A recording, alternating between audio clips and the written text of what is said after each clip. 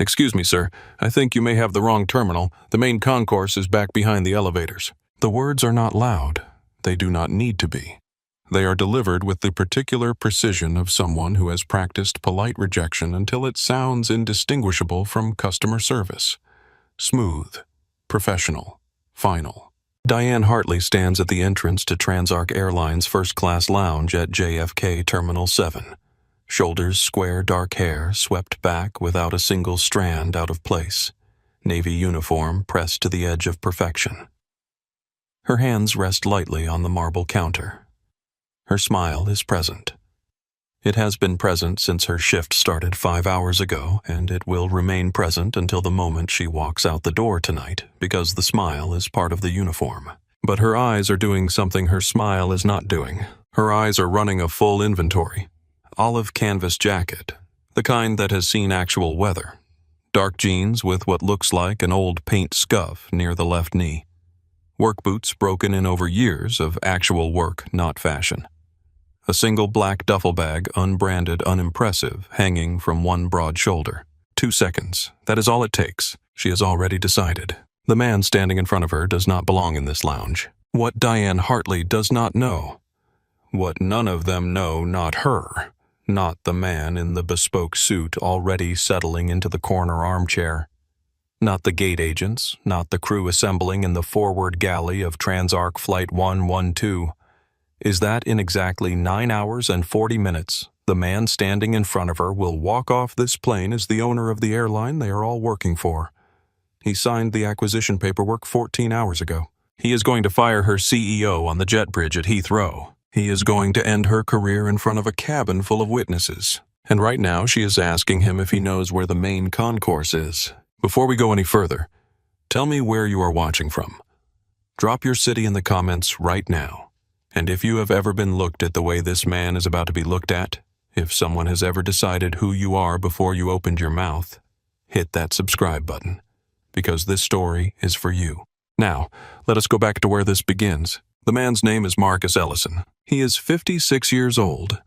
He is broad-shouldered, dark-skinned, with the kind of face that has looked at 1,000 difficult problems across 40 years and simply waited for them to get tired first. There are lines at the corners of his eyes, the lines of a man who has spent a great deal of time outdoors and an equal amount of time in rooms where people underestimated him and who found both experiences useful in their own way. He dresses the way he dresses because it is who he is. The olive jacket belonged to his father. The boots are his third pair of the same model in 20 years. He does not wear his wealth because he did not build it to wear. He built it to deploy. Diane is still smiling. Marcus stops. He looks at her with an expression that is neither offended nor amused. It is something quieter than both. He reaches into the inside pocket of his jacket and produces a boarding pass. Black cardstock. Embossed lettering. First Class Transarc Flight 112 to London Heathrow. Seat 2A. The name printed in clean capitals, M. Ellison. He extends it toward her. Diane takes it. She takes it with 2 fingers, the way you might accept something from a stranger when you are not sure what it is. She holds it at a slight angle. Her eyes move from the pass to the screen of her scanner to Marcus and back again. Something about the combination does not compute for her. Not the pass itself, which is clearly valid, but the combination of what the pass says and what she is seeing. She scans it. The reader beeps green. She looks at the screen. She looks at Marcus. She looks. And this is the detail that tells you everything. At his boots. Then she slides the pass back across the counter. Not with a welcome. Not with a smile directed at him rather than at the surface behind him. She slides it back the way you push a note under a door. Technically delivered nothing more. You may proceed. Please be mindful of the other guests. Marcus takes the pass. He does not say thank you. He does not say anything.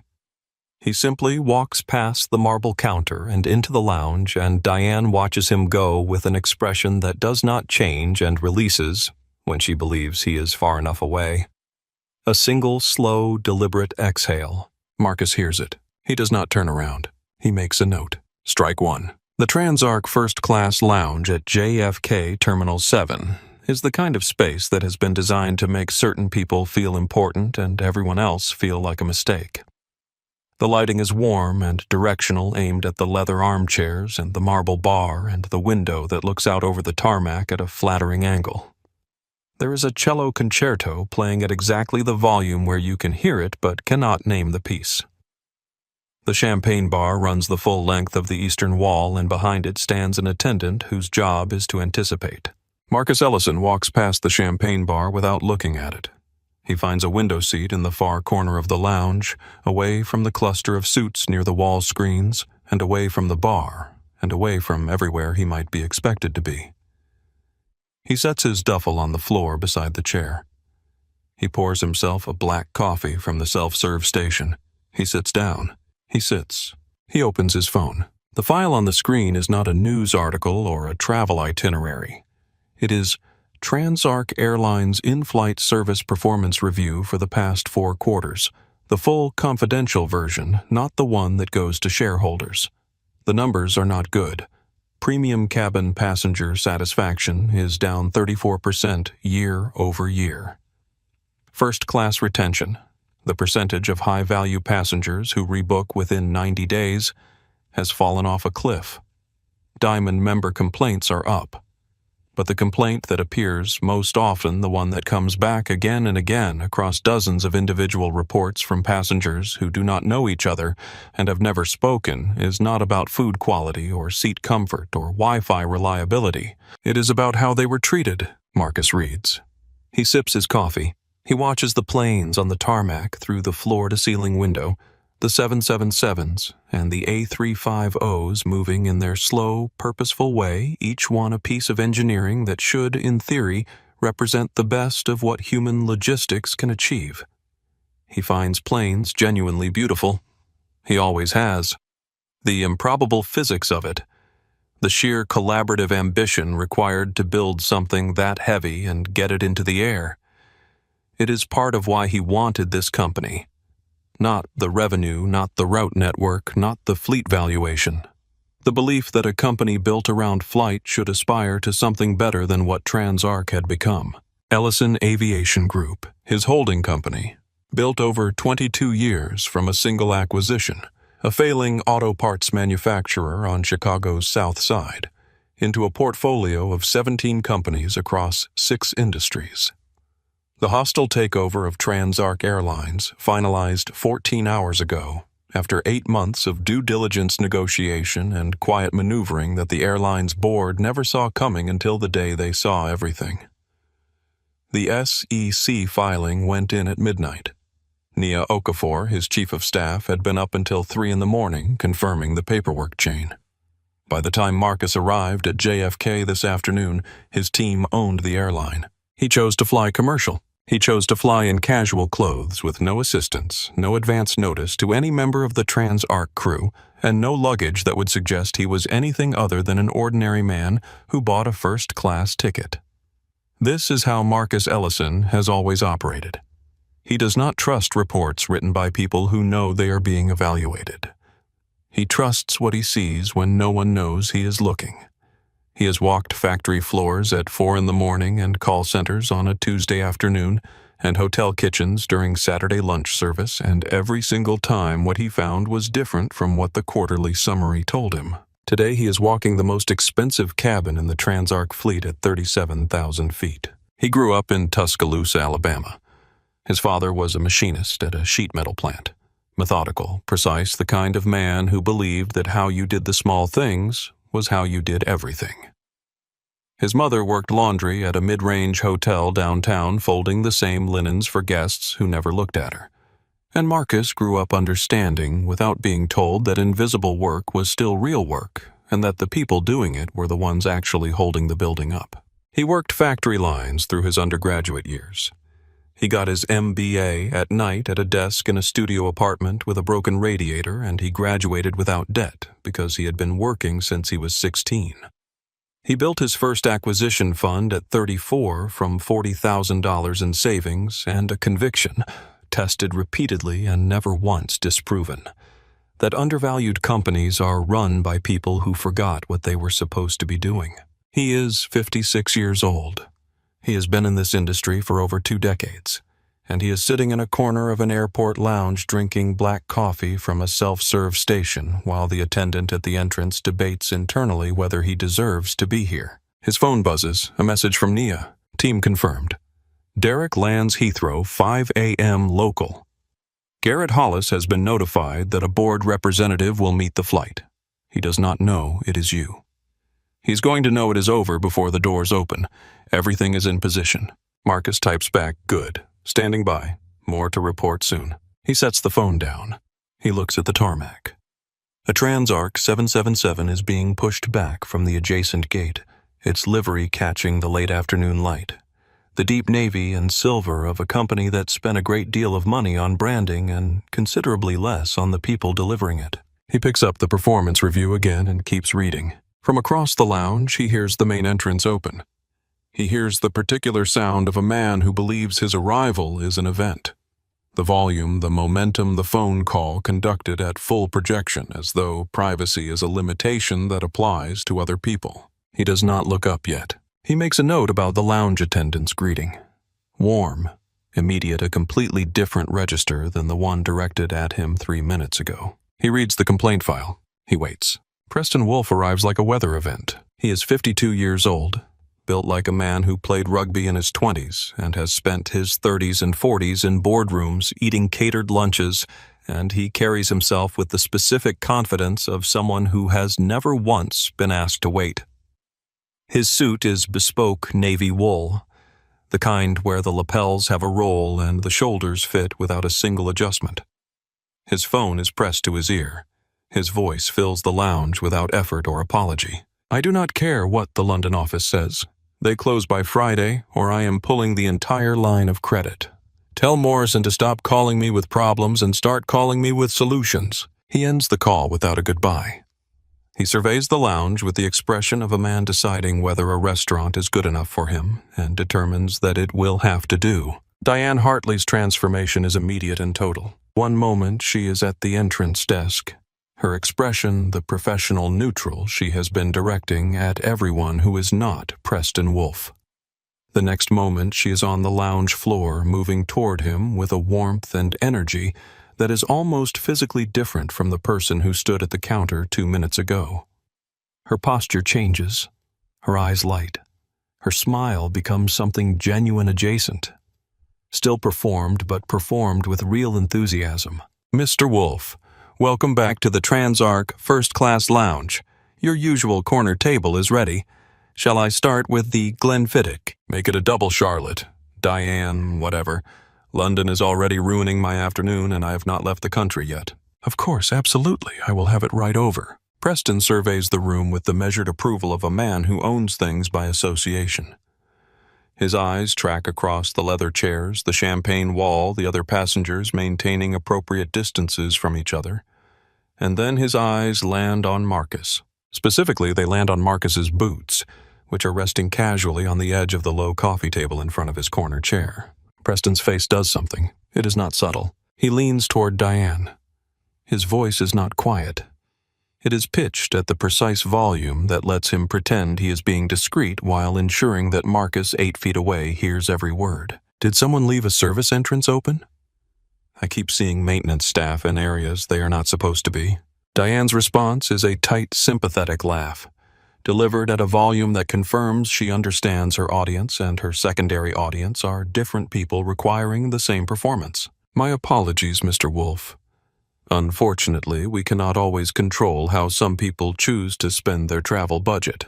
Your drink is coming right over. Marcus takes a sip of his black coffee. His eyes stay on the planes outside. He reaches for his phone. He opens a text thread with Nia Okafor and types, Flight 112. Culture issue begins before the gate. The lounge manager is performing for one customer at the expense of basic dignity for everyone else. This is not isolated behavior. It is trained behavior. Watching. Nia responds in 40 seconds logged. Derek is at Heathrow. Everything holds at your pace. Marcus sets the phone down. Preston has settled into his corner table, the one across the lounge from Marcus, the better corner the one with the wider view of the tarmac.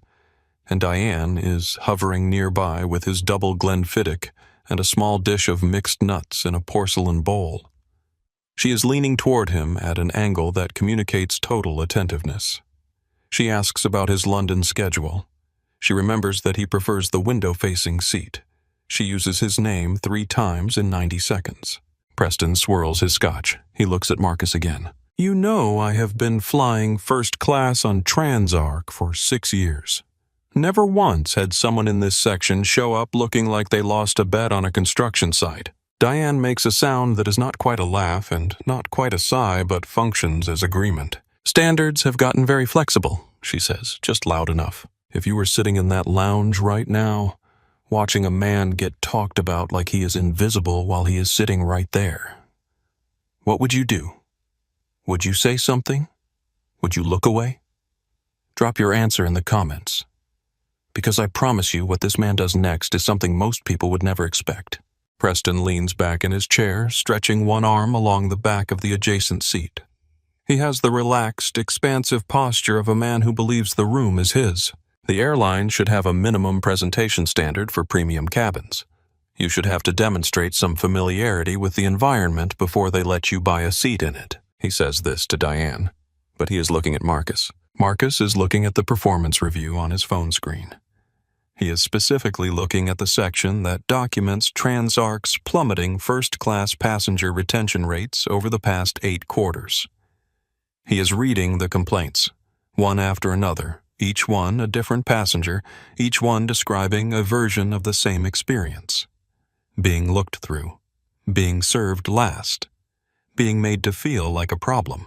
He adds 2 names to the list he is building. One is Diane Hartley, the other is Preston Wolfe. Preston does not know there is a list.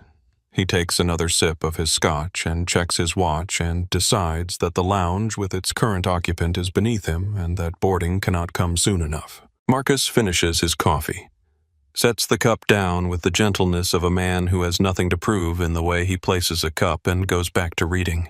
The PA system chimes across Terminal 7. Transarc Airlines now invites our first class and diamond tier members to begin boarding for Flight 112 to London Heathrow at Gate 22. First class and diamond members only at this time. Marcus gathers his duffel. He stands, rolls his shoulders once, and joins the line forming at the gate. He is not at the front. He does not try to be. He falls in naturally, 4 people back, carrying his bag at his side, moving at the pace of someone who is simply going somewhere. In the lounge, just before he left, 2 other passengers were sitting near him. A young man with a small, shoulder-mounted camera and a woman typing rapidly on a phone. He noticed them when he came in. He noticed the camera, specifically. He said nothing about it, but he clocked it the way he clocks everything, quietly, completely, and without showing that he clocked it. Their names are Tobias Grant and Priya Navarro. Tobias is 29 white with the particular quietness of someone whose job is to watch without being watched. He makes documentary films. He is traveling to London for a festival where his latest short is screening. He has been working on a longer project for the past 8 months, a documentary about invisible class dynamics in luxury travel. The kind of discrimination that happens in plain sight in language that sounds like policy, in gestures that look like service. He has been filming in the lounge for the past 25 minutes. He filmed the moment Diane redirected Marcus toward the main concourse. He filmed Preston Wolfe's arrival and the instant transformation in Diane's body language. He filmed Marcus sitting in his corner reading while being talked about 3 feet away. He filmed all of it. Priya Navarro is 34, Hispanic, a travel journalist with a large platform and a habit of documenting what she sees before she writes about it. She has been typing continuously since Preston made his comment about maintenance staff. She has already composed a post, drafted with 3 photos attached waiting on her thumb. In the boarding queue, she leans toward Tobias, the man in the olive jacket. Did you get the lounge exchange? All of it, Tobias says. I'm going live with the post when we board and get Wi-Fi. Hold for now. I want to see how far it goes before it is out there. Priya considers. Nods, lowers the phone, waits. At the gate podium, Diane Hartley has taken over the boarding scanner, unusual but not unprecedented. She wants to control the entry to her cabin.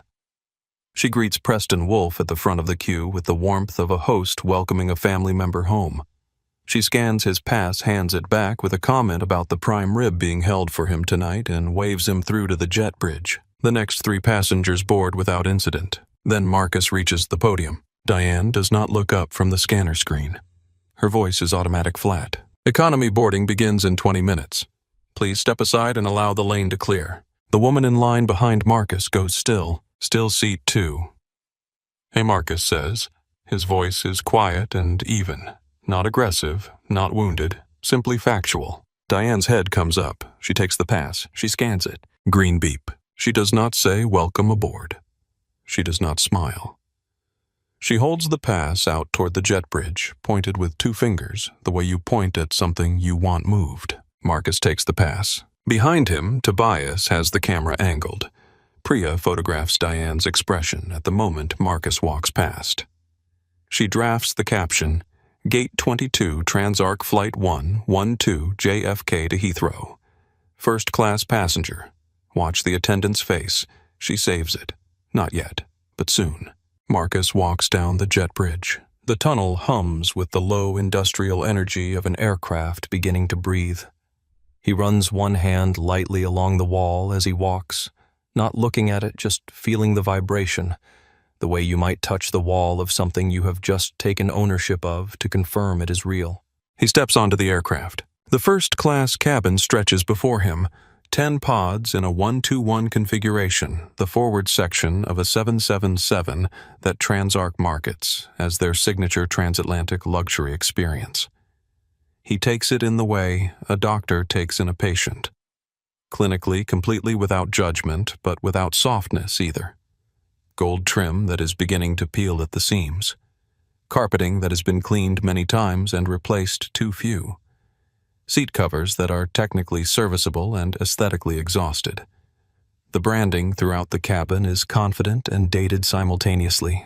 The visual identity of a company that decided what luxury looked like a decade ago and has been defending that decision ever since, rather than evolving. It is the physical representation of a company that confused exclusion with quality. Marcus finds seat 2A window pod front section. He lifts his duffel into the overhead bin, latches it closed, and sits down. He buckles his seatbelt. He settles. He is home. The first-class cabin fills over the next 20 minutes. Row by row, the leather pods accept their occupants. The transatlantic business travelers with their laptop bags and their noise-canceling headphones already deployed. Before the door closes, the couples traveling in parallel pods. The occasional solo traveler who sits with the particular composure of someone accustomed to their own company on long flights. Marcus watches the cabin fill without appearing to watch anything. He has the window. He is looking at it. But his peripheral awareness is calibrated and complete. Preston Wolfe arrives at 2B. He tosses his leather briefcase into the overhead bin with enough force that the bin door bounces. He looks at the pod across the narrow aisle, at Marcus, specifically at Marcus at the duffel bag stowed above and the boots resting on the footrest, and performs a slow, theatrical double take. He does not perform it for himself. He performs it for the cabin. "You have got to be kidding me." Not a whisper, not even close to a whisper. He drops into 2B. He has the aggressive space-claiming body language of a man who considers adjacent territory to be rightfully his until proven otherwise. He unbuckles his jacket. He spreads his elbows. He hits the call button before he has finished sitting down. Diane appears within 11 seconds. Marcus counts. "Is there a problem, Mr. Wolfe?" "There is." "Yes." Preston does not lower his voice. The cabin in the way of small enclosed spaces goes slightly quieter to hear. "I pay over $12,000 for a transatlantic seat to have a premium experience. That includes the environment of the cabin. I do not pay to sit adjacent to someone who looks like they wandered off a work site. Is there any way to relocate this to the back?" He gestures across the aisle at Marcus with an open hand, the gesture of someone presenting evidence. The woman in row 3 stops reading her magazine. She does not put it down. She stops turning pages, which is not the same thing. An older man in row 1 lowers his newspaper 2 inches. Diane turns to Marcus. She does this with the practiced smoothness of someone transferring a problem from one surface to another. She leans slightly and her voice drops to the register of false discretion. Quiet enough to seem considerate, loud enough to ensure Marcus hears every word. Sir, first class is an environment of mutual comfort for all passengers. Mr. Wolf is one of our most valued Diamond members. Your current presentation is causing discomfort. I have a vacant row in premium economy that would be considerably more appropriate for someone of your... My what? Marcus asks. It is not a loud question. It is a precise question. It drops into the conversation the way a stone drops into still water, quietly and with consequences that spread. Diane pauses. The sentence she was in the middle of does not have a clean ending now that the word has been isolated and held up for examination. Your needs, she finishes. I am sitting quietly in the seat I paid for, Marcus says. His voice carries the even unhurried quality of a man who has been in much higher stakes rooms than this one and emerged in better shape than the room. I have not spoken to Mr. Wolf. I am wearing clean clothing. If there is a written dress code for this cabin that I have violated, I would like to see it. I will wait.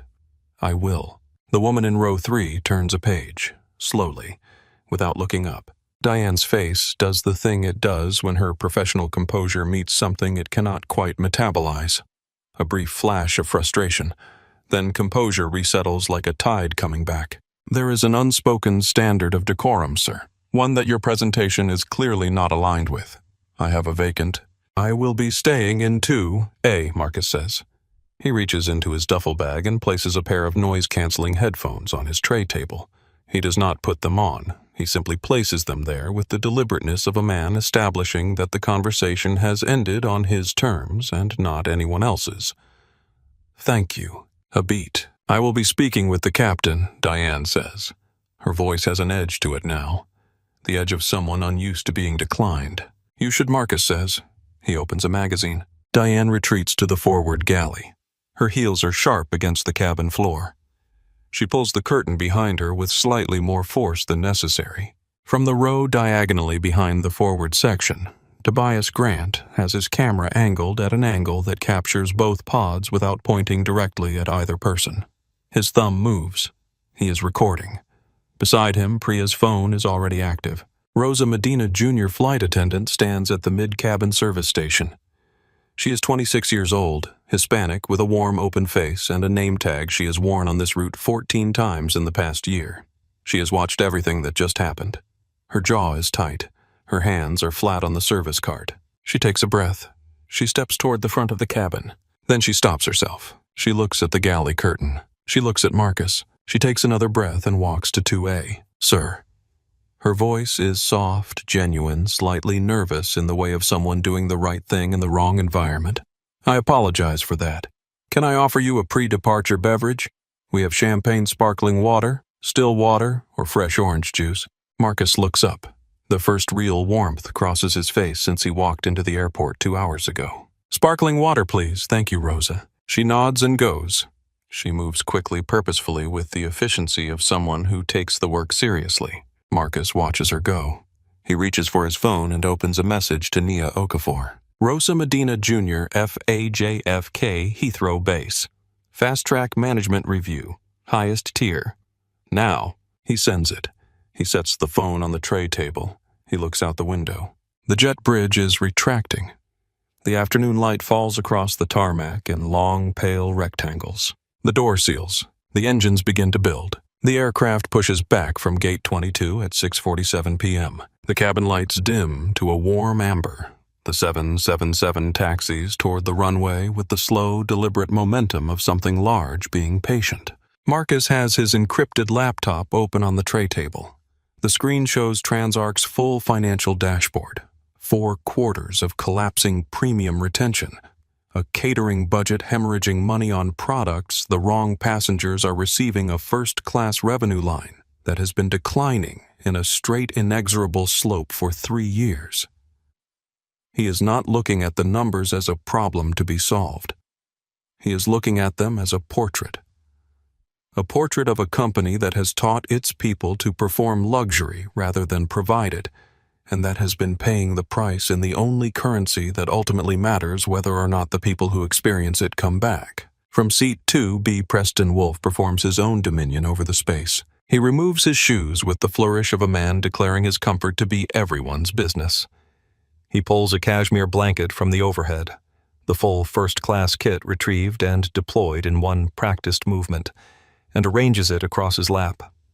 He produces antibacterial wipes from his jacket pocket and swabs the armrests in long, slow strokes, looking at Marcus across the aisle with each pass. He is not cleaning. He is communicating. Marcus is reading the retention data. The aircraft rotates off the runway and climbs through the low, gray cover of a New York evening. Preston waits until they are clear of the clouds and the cabin feels settled, until the ambient noise of the engines has become background and the particular acoustics of a pressurized transatlantic cabin have established themselves. Then he leans across the aisle. You know, I have flown this route 14 times in the past 3 years. Always first class. Not once, not a single time, has someone in this section shown up looking like they belong in a different part of the plane. Marcus turns to look at him. Full eye contact. Unhurried. The look of a man who has been waiting for this sentence and is interested in where it goes. How many of those 14 flights were profitable for the airline, Marcus asks. Preston blinks. What? Just a question, Marcus says, and turns back to his screen. Preston stares at him for a moment. The question has landed somewhere uncomfortable, and he cannot immediately identify where. He snorts, the sound of a man covering an unexpected gap in his confidence with a sound that means nothing. Whatever you say, pal. He hits the call button. Diane arrives in under 10 seconds. She angles herself at 2B with the practiced geometry of a woman who has made exclusion into an art form. Her body positioned so that her back is at a 45-degree angle to 2A, creating the impression of a conversation happening in a space that does not include the pod across the aisle. Mr. Wolfe, the prime rib is confirmed and reserved, and I decanted the 2014 Bordeaux before we departed. I wanted to make sure it had time. Excellent. Bring me a glass now. Pre-dinner. Of course. She turns slightly toward the cart behind her, and as she does, her elbow passes within 18 inches of Marcus's tray table without any acknowledgement that it exists. She returns to Preston with a crystal glass, pours the wine with a practiced flourish that catches the cabin light and places the glass on a linen napkin on his tray table. Preston takes a sip. He looks at Marcus over the rim. Some of us know how to appreciate the finer things he says. Marcus does not respond. He is reading a section of the Transarc HR suppression report that he pulled from the personnel database using his acquisition credentials. He has found 7 complaints against Diane Hartley, filed over a 2-year period by junior crew members. All 7 were overridden and sealed by the former vice president of in-flight services, a position that was eliminated along with its occupant at 11 o'clock this morning. Have you ever been in a space where someone acted like you simply did not exist? Where they talked around you, looked through you, moved past you, like you were not registering on whatever scale they were using to measure who was worth seeing? Drop a yes or no in the comments right now, because what happens next on this flight? In about 45 minutes at 37,000 feet over the Atlantic is something that none of these people on this plane are ready for. Marcus types a message to Nia. 7 suppressed complaints, Hartley D. All overridden by former VP. Include full grievance record in termination file. I want the documentation watertight. Nia already compiling. Transition team has the VP file. Everything is linked. Marcus good. Let them keep going. He closes the message thread. He opens the financial dashboard again. He reads. Preston has finished his wine and is now watching a film on his seatback screen headphones on shoes, still off occupying approximately 1.5 pods worth of spatial presence. Diane reappears from the galley periodically to refill Preston's water, to ask if he wants nuts, to tell him the meal will begin in 40 minutes. And each time she appears, the geometry is the same body angled to 2B back to 2A. Marcus, as invisible as the carpeting beneath her feet. Marcus notes all of it. He reads. He waits. The seatbelt sign chimes off at cruising altitude. From the forward galley, the curtain parts, and Diane emerges, pushing the polished silver beverage cart, White linen draped over the handles, crystal glasses arranged in their holders, the full apparatus of the Transarc first-class service performance rolling into the aisle. She begins at row 1. 4 passengers. Each one receives an individual greeting, eye contact, a tone of voice that manages to be simultaneously warm and efficient. She remembers that the woman in 1A prefers still water over sparkling. She notices that the man in 1C has not touched his water and refills it without being asked. She pours champagne with the subtle theater of someone who understands that the pour is part of the product. 4 passengers, approximately 6 minutes. She rolls the cart forward to row 2. She arrives at 2B first. This requires a small adjustment to the cart's angle. A deliberate repositioning that puts the cart between the aisle and seat 2, creating a physical geometry of service from which Marcus is excluded without anything explicit being said. It is the beverage cart equivalent of a closed door. She pours Preston's champagne with a practiced flourish. Crystal flute. The champagne catches the cabin light as it settles. She places a small porcelain bowl of warm spiced nuts on his linen napkin. Anything else before we begin the meal service, Mr. Wolf? Just peace and quiet. Absolutely. She begins to push the cart forward past row 2 entirely toward row 3. Excuse me. Marcus's voice is not loud. It has the quality of a sound that belongs in the space that has the correct density for the room. The voice of a man who has spoken across construction floors and conference tables and knows exactly how much volume a moment requires. Diane stops the cart. She does not turn around immediately. She looks over her shoulder in the manner of someone experiencing an inconvenience they had hoped to avoid. Yes, you skipped 2A. A pause. The kind of pause that is not confusion. It is a pause that is something else wearing confusion's clothes. Diane slowly brings the cart back. She positions it at the edge of the aisle. Not fully angled toward 2A the way it was angled toward 2B, but technically proximate. She looks at Marcus the way you look at a smudge on glass, acknowledging its presence without granting it any particular significance. What can I get you? Flat. No question mark. A glass of the Cabernet, please, and some still water. Diane does not reach for the premium Bordeaux she poured for Preston 4 minutes ago. She reaches for the house red, a different label, a different tier, and fills the glass with the brisk efficiency of someone dispensing something they would rather not dispense. The pour is correct in volume and nothing else. No linen napkin beneath the glass, no porcelain bowl, no second glass of water offered. She slides the wine glass onto the edge of Marcus's tray table with a hand that moves slightly faster than it should for someone delivering a crystal glass of red wine. As she pulls her hand back, her elbow connects with the base of the glass. It is not a glancing blow. It is a full contact hit. The kind that sends the glass rocking forward before tipping. A quarter of the red wine sloshes over the rim arcs across the tray table, splashes Marcus's sleeve and spreads in a wide, dark crescent across the front of his white thermal shirt. The color is immediate and stark, deep crimson against white cotton. The cabin noise drops. Several passengers who were not actively watching are now actively watching. Marcus goes completely still. He looks at the stain, at the wine spreading through the fabric of his sleeve, at the pool of red collecting at the edge of his tray table. Then he looks up at Diane, and he finds in her expression the thing he was not certain he would find. It is not panic. It is not remorse. It is something small and brief. A flicker at the corners of her mouth that is not quite a smile, but is definitively not its opposite. It is the expression of someone who has just gotten away with something. Then her professional composure slides back into place, seamless as a lock clicking shut. Turbulence. She says it with the flat certainty of a fact being stated. You really should be more careful, sir. Wine stains are terribly hard to remove from, well, whatever fabric that is. From 2B. Preston Wolf barks a short, hard laugh. Looks like you belong in cargo even more now. Try not to drip on the carpet. It costs more than you think. Marcus does not react. He does not raise his voice. He does not demand anything. He reaches slowly for a paper napkin from the dispenser on the side of the cart. He begins to dab at the stain on his sleeve with a composure so absolute that it occupies the space where outrage would normally live. The absence of reaction is its own statement. He looks up at Diane. The easy, patient quality that has been in his face all evening is gone.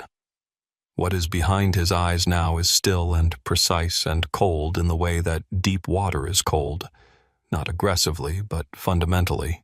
An accident, you say, not a question, a measurement. Diane holds his gaze for exactly 2 seconds before something in the calculation behind her eyes shifts. As I said, turbulence. She turns the cart and walks it toward the forward galley. I will send someone with club soda.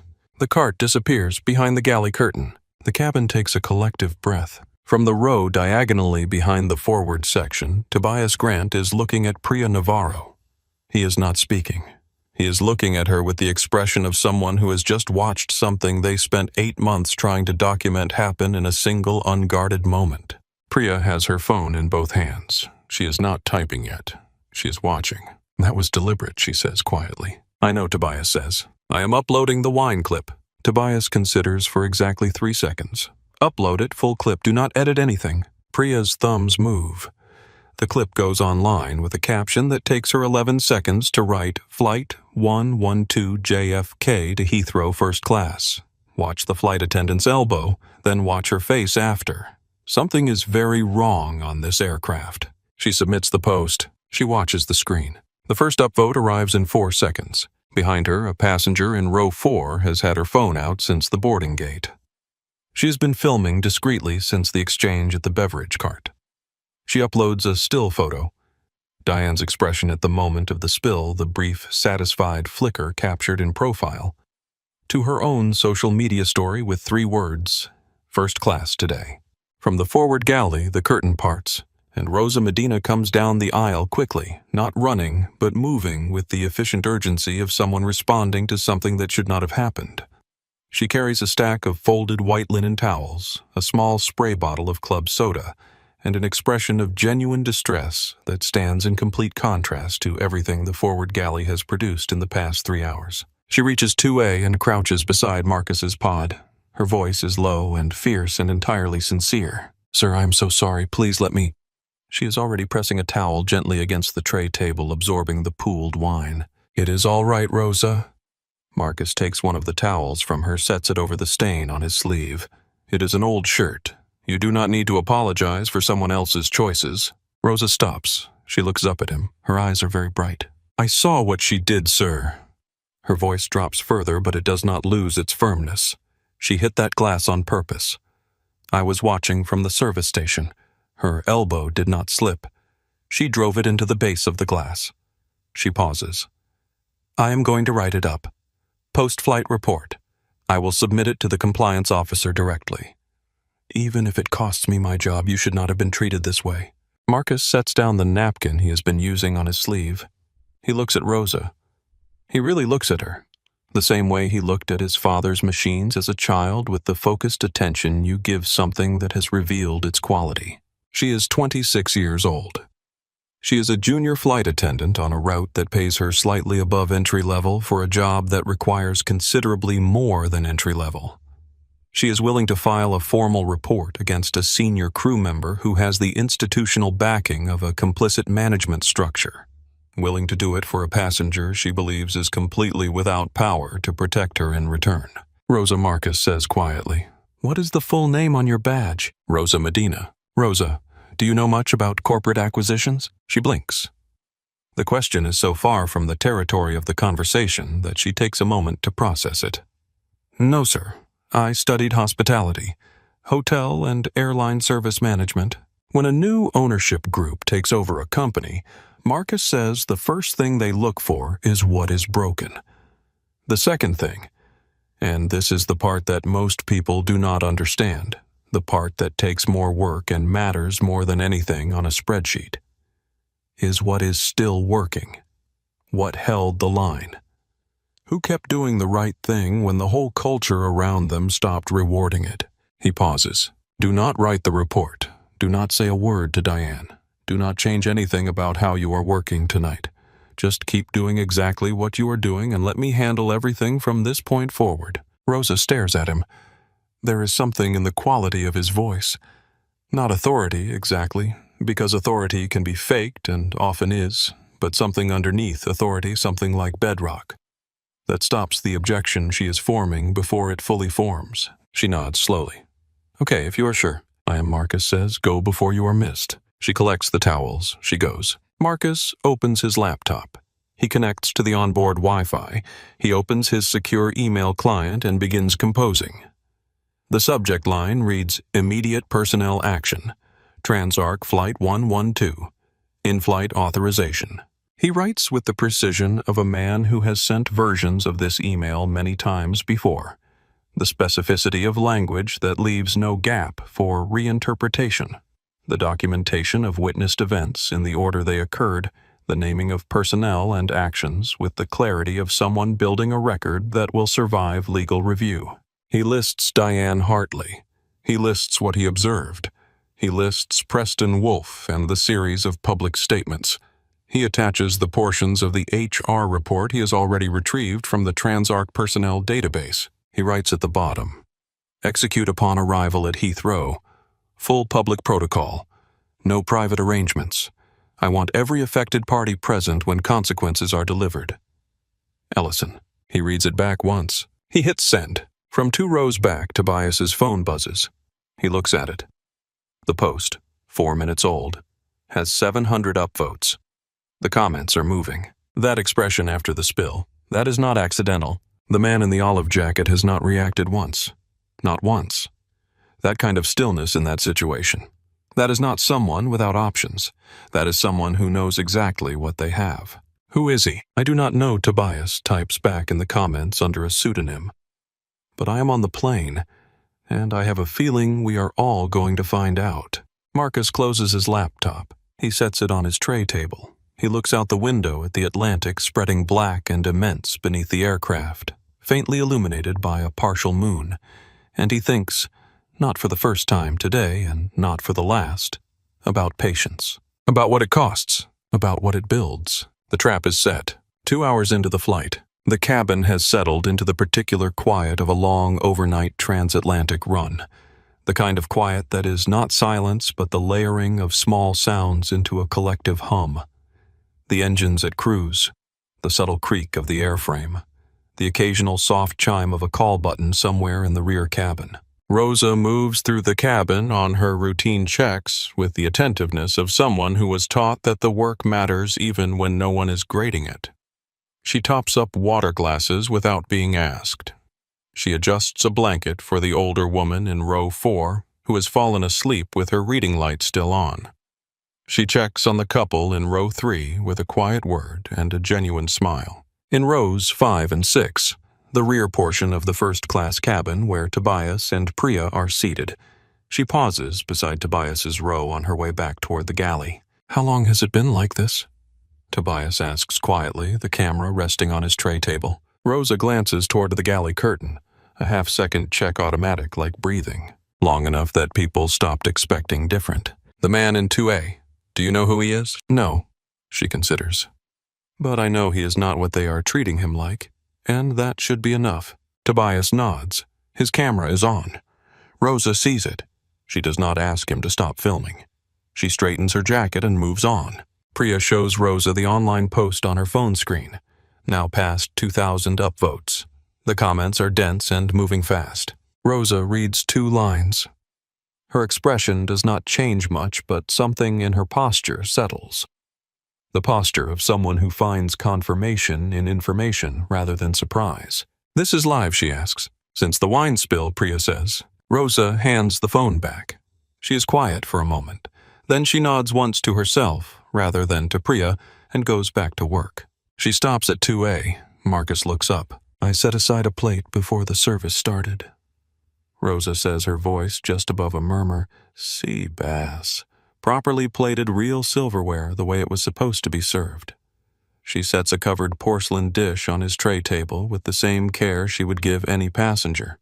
She respected a folded linen napkin beside it, a correct wine glass. Nobody deserves to be treated like an inconvenience. Marcus lifts the cover. The sea bass is perfectly seared, sitting in a pool of lemon butter with a sprig of fresh herb at the side plated with precision and actual care. He looks at it for a moment. Rosa, why does this airline operate the way it does? She exhales. It is a long, tired sound that makes her look older than 26.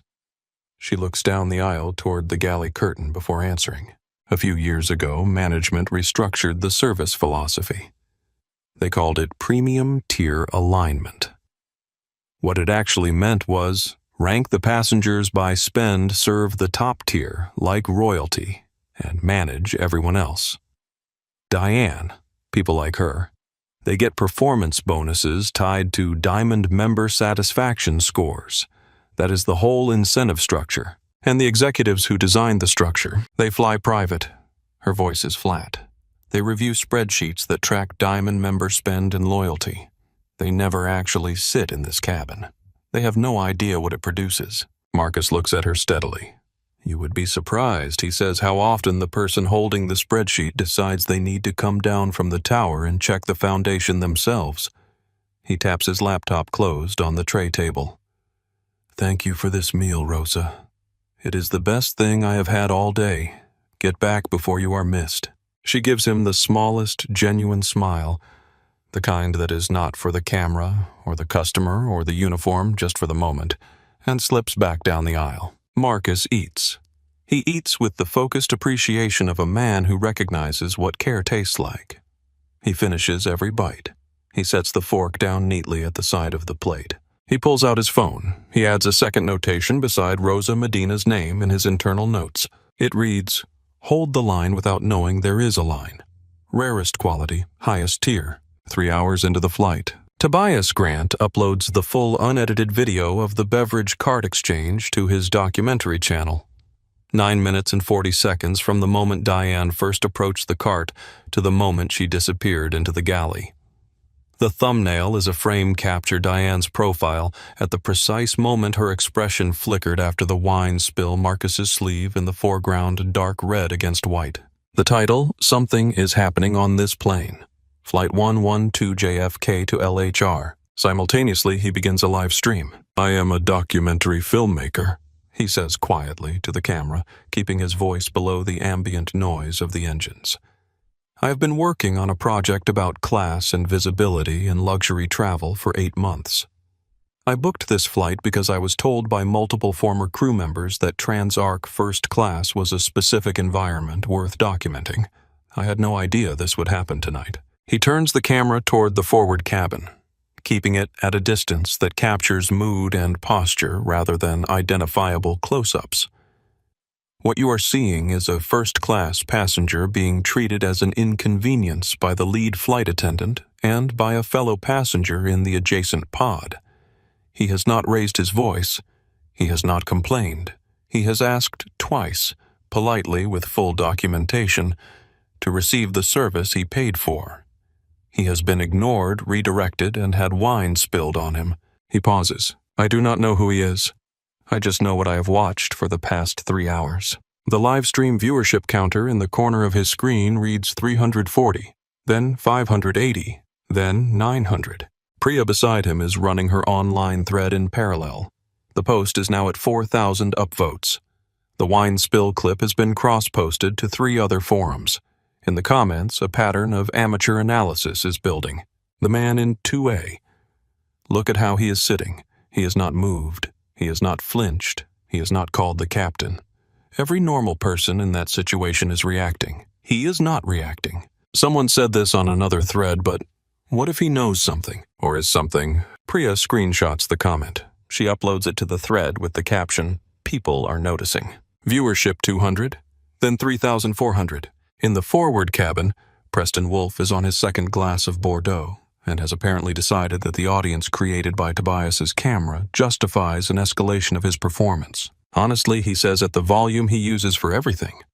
The real problem with airline travel today is that the barriers to premium cabins have become purely financial. There is no curation anymore. You can buy a first-class seat without any understanding of what first class actually means. Tobias turns the camera toward him with the calm, unhurried movement of a man who has been waiting for the subject to provide better material. Sir, are you saying that first class should have criteria beyond the cost of the ticket? Preston looks at the camera. He makes the calculation, visible if you know what you are looking for, of someone deciding that the camera is an opportunity rather than a risk. His ego performs the calculation incorrectly. I am saying that a seat price does not confer belonging. That is a cultural matter, not a financial one. Not everyone has the background for certain environments. Tobias keeps the camera steady. He says nothing. Preston takes a sip of his wine. Standards matter. That is not controversial. Priya's post updates in real time, direct quote from the passenger in 2B just now on camera. Not everyone has the background for certain environments. The upvote counter accelerates. The new quote is screenshotted and shared faster than the original wine clip. The live stream viewership 8,900, then 11,000, then 14,000. A comment appears in the live stream. This is the guy in the olive jacket, right? Who is he? Does anyone know? Then I have been watching for an hour. I do not know who he is, but I can tell you what he is. The calmest person on that plane. And calm people in that situation are usually calm for a reason. Marcus sits in 2A headphones on his tray table laptop open, entirely unaware of, or entirely indifferent to, the 40,000 people who are now watching the aircraft he owns from screens around the world. His thumb moves across his phone screen. He sends a message to Nia. Diamond status revocation. Wolf P. Seat 2. B. Flagging public statements for documentation. Add to the file. Nia done. Derek confirms all teams in position at Heathrow. 4 hours out. Marcus good. Let them finish building the case. He sets the phone down. He looks out the window. The Atlantic below is completely dark now. No coastline in any direction. Just the black expanse of the ocean and the aircraft suspended above it, carrying everyone toward the moment that none of them can see coming. If you were on this flight right now, watching all of this unfold from your seat, what would you do? Would you say something? Would you film it?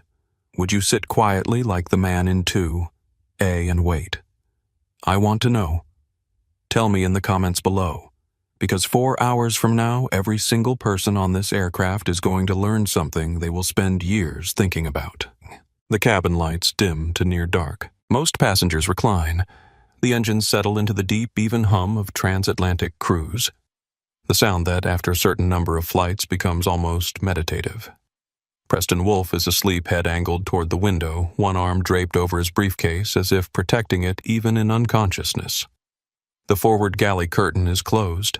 Marcus looks at the wine stain on his sleeve. The fabric is dry now. The dark red has settled into something permanent. The kind of stain that does not come out with club soda, does not lift with dry cleaning, simply becomes part of the garment from this point forward. He looks at it for a long moment. He does not see a shirt. He is 19 years old, Tuscaloosa, Alabama. He has been working at the Meridian sheet metal plant for 2 years. Summers through high school, full-time through his first year of community college before he transferred. He is the fastest stock handler on the floor, and everyone knows it, including the floor manager. A white man named Dennis Rourke, who has run the night shift for 14 years and whose opinion of everything is loud and delivered often. On a Monday morning in late October, Marcus comes in wearing the nicest thing he owns, a clean-pressed button-up shirt in dark blue, the one his mother bought him for church, to formally accept the shift supervisor position that the plant director offered him on Friday. It is the first time in the plant's 40-year history that the role has been offered to a black man under 30. Dennis Rourke looks at him for a long time. He looks at the shirt. He looks at Marcus's face. You are not management material, son. His voice is not unkind. That is the worst part. It has no malice in it, only certainty. The total comfortable certainty of a man who has never had to question the accuracy of his own assessments. You do not look like it. You do not carry yourself like it.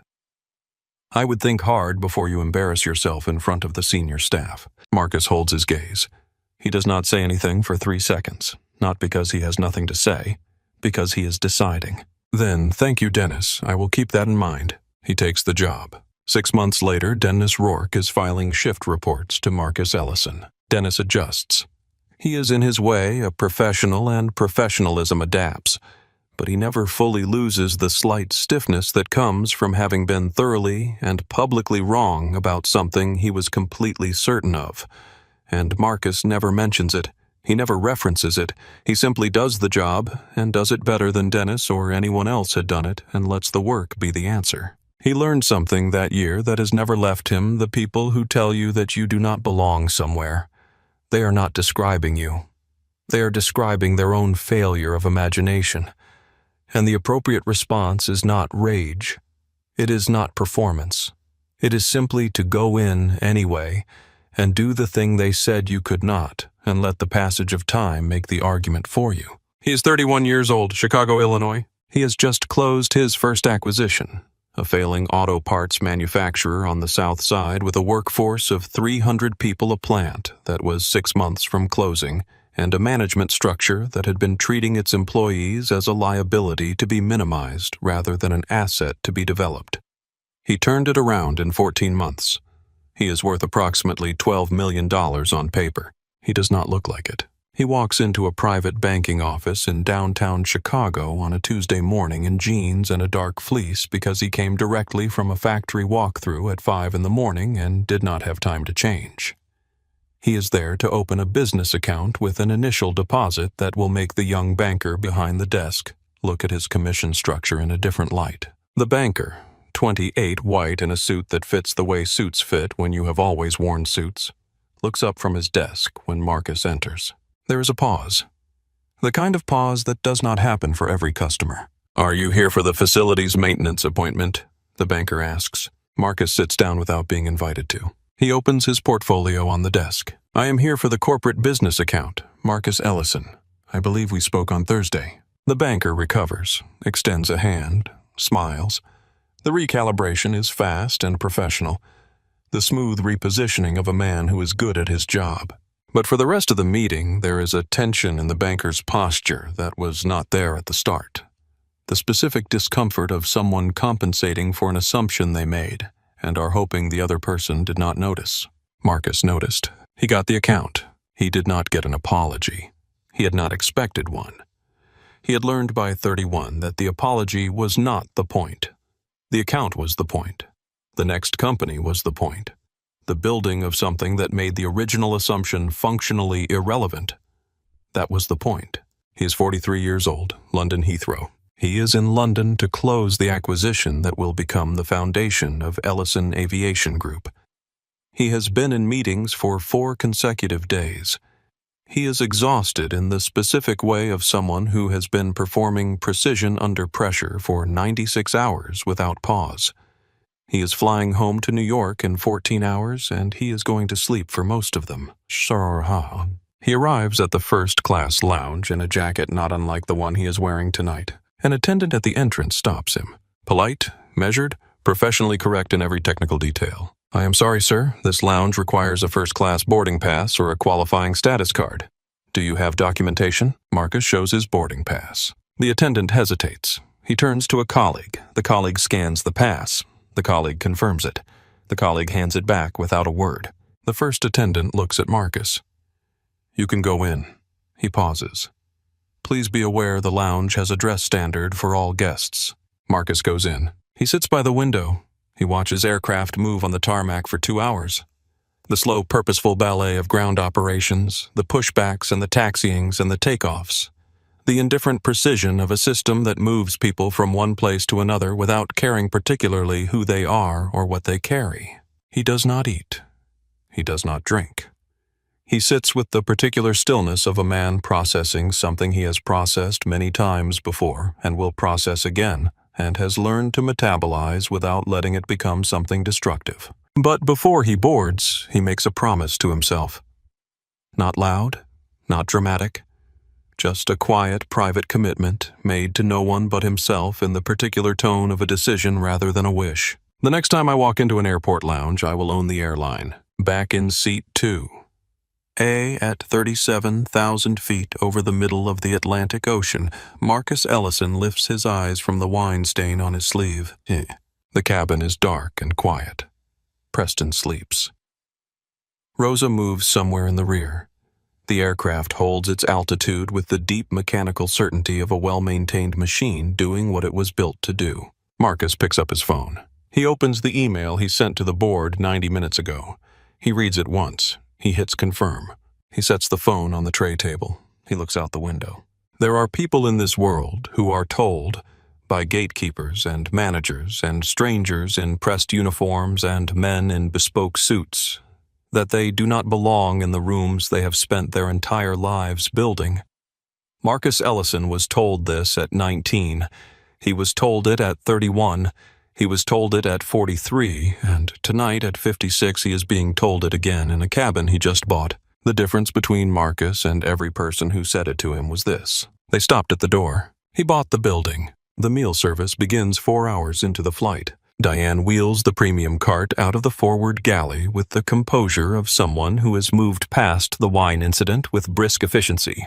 It happened, it is done. The passenger with the stained shirt is still in 2A, and there is nothing to be done about that, and the prime rib needs to be plated and presented, and dinner must happen.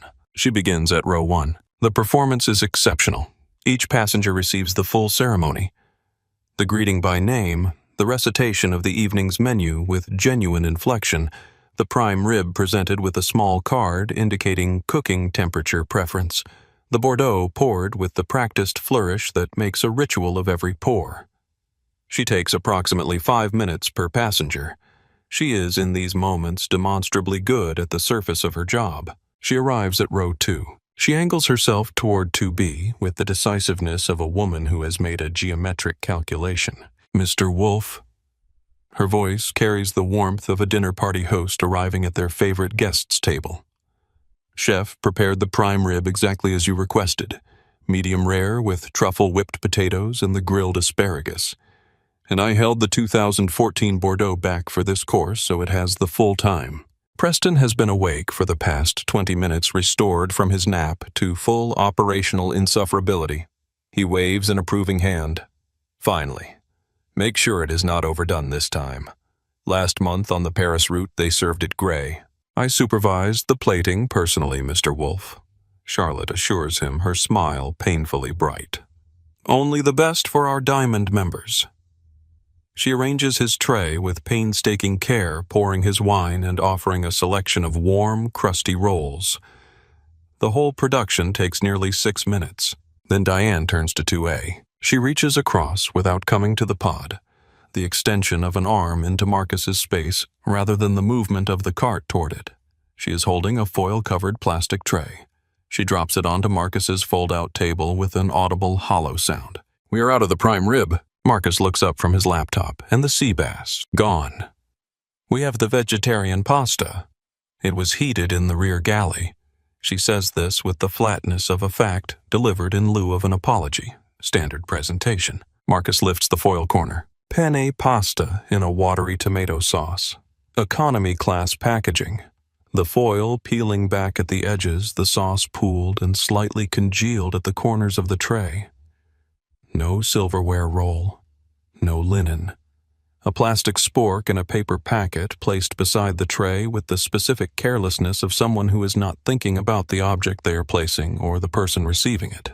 He looks at it for a moment. It is quite remarkable, Marcus says, his voice entirely composed and faintly curious, as though observing an interesting natural phenomenon, that a fully catered first-class service runs out of both primary entree options at the second row. Diane's chin lifts approximately 1 degree. Inventory allocation prioritizes highest-tier loyalty members. Mr. Ellison. Passengers who book through irregular channels receive from remaining stock. That is the allocation policy. Irregular channels, Marcus repeats very quietly. Enjoy your meal. She turns and pushes the cart toward row 3. Marcus does not open the foil tray. He pushes it to the far corner of his tray table. He opens his laptop. He pulls up the Transarc employee personnel database using the acquisition credentials his team secured that morning and types Hartley D. The file materializes. On the surface, it is impressive. Commendations for VYP relations. Perfect attendance records, glowing quarterly reviews from every manager who has assessed her in the past 4 years. The file of an employee the company values and protects. Marcus clicks through to the archived grievance section. 7 complaints. Filed by 5 different junior crew members over a 26-month period. The specific language varies. Hostile work environment, passenger profiling, retaliation against junior staff who challenged decisions, deliberate service disparity. But the substance is consistent. A pattern documented by people who worked alongside her people who saw the same thing from different angles and reported it independently. All 7 were overridden. All 7 were sealed by the former Vice President of In-Flight Services, a man who was removed from his position at 11 o'clock this morning by Ellison Aviation Group's transition team. Across the aisle, Preston cuts into his prime rib with a satisfaction that is partly about the meat and partly about the theater of contrast. You know, I heard Transarc is being acquired by some investment group. Whoever it is, I hope they have the sense to maintain the standards in premium cabins. He looks at Marcus. Some things are worth protecting. Marcus closes the personnel file, opens the next one. Agreed, he says without looking up. 5 hours into the flight, 6. The Atlantic moves beneath them in the dark, enormous, and indifferent. The cabin has gone fully quiet. The stillness of a long-haul flight at its deepest hour when the distinction between night and the 37,000-foot black outside the window stops mattering and sleep becomes the cabin's primary occupation. Preston has reclined his pod to flat and is managing what appears to be an authentically satisfied sleep. Row 3 is quiet. Row 4, the older couple have their shared blanket pulled up and their reading lights off. Marcus is the only person in the forward cabin who is fully awake. His laptop screen illuminates his face in the dark. He is working with the focused quiet of a man who has spent 20 years doing his most important thinking in exactly this kind of isolation. The hours when the world is offline and the numbers are honest, and the record you are building is only between you and the document in front of you. He cross-references 5 years of Transarc premium cabin complaint records against the HR disciplinary logs. He builds a clean, time-stamped document. He notes patterns the time of day when complaints cluster the routes where they are most frequent, the crew configurations that correlate with the highest complaint rates, the personnel names that appear again and again. He attaches tonight's events to the document in a separate section, noting the specific language used, the specific actions taken, the timeline from the lounge to the wine spill to the meal service foil tray. He builds the record the way his father taught him to build anything from the ground up, piece by piece, in the correct order, without skipping steps because the steps you skip are the ones that cost you later. He opens a secure message thread with Derek Voss, his COO, on the ground at Heathrow. Derek, execution order confirmed. When we arrive. T3, I want the termination team at the jet bridge with full documentation. Hollis should be there personally. I want him to see it. No backroom arrangements, no quiet settlements, no golden parachutes for anyone who enabled this. The public nature of the delivery is deliberate. Details attached.